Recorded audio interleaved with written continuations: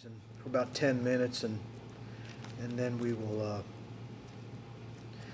break away from Ecclesiastes for a few minutes and get ready for service. Okay?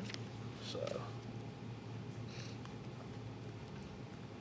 if you remember, well, some of you ladies in the other class, we started in Ecclesiastes a few weeks ago, and the interesting thing about Ecclesiastes is you have a gentleman here by the name of Solomon who is completely, at the end of his life, he's come to the point at the end of his life to where he has come to grips with the understanding that all that he's ever accumulated, all that he's ever been given, all that he's ever had, all his...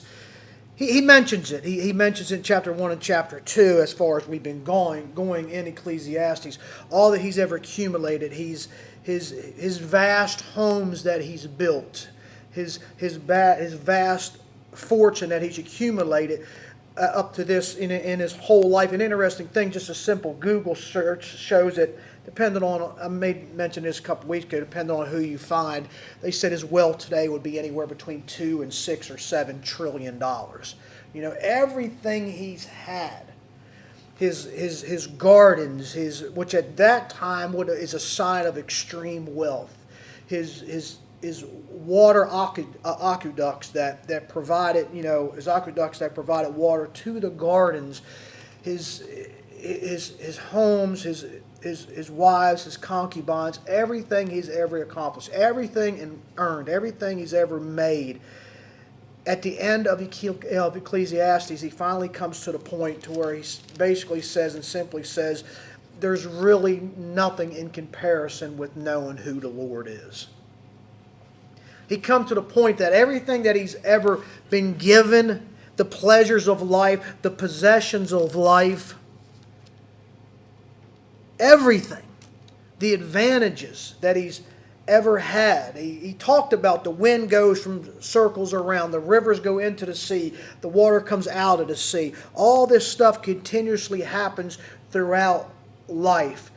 And in his end of his life, my eye has never been satisfied. I've never come to grips with what? I've never come to understanding just to be content.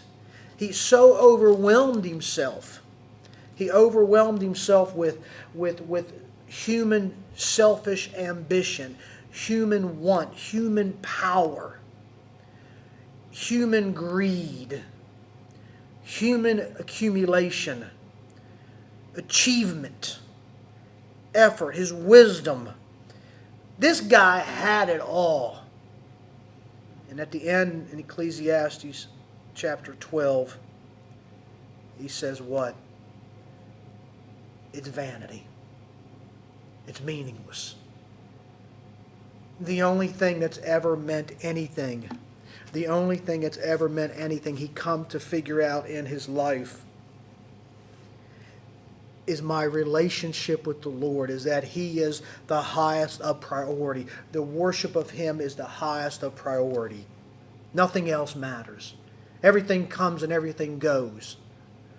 We picked up about chapter 2 in Ecclesiastes. Listen to what he said. I said in my heart, come now, I will test you with gladness, so that you will see good things. And behold, it was too vanity.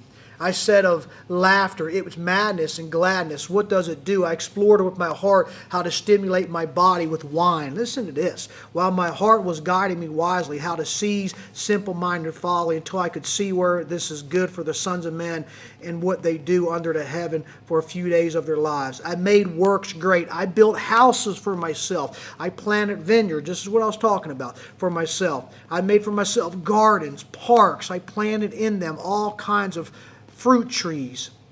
I made for myself pools of water from which to water a forest and growing of trees. I bought male and female slaves. I had homeborn slaves. I also possessed flocks, herds larger than who preceded me in Jerusalem. Also I collected for myself silver and gold and treasures of kings and provinces.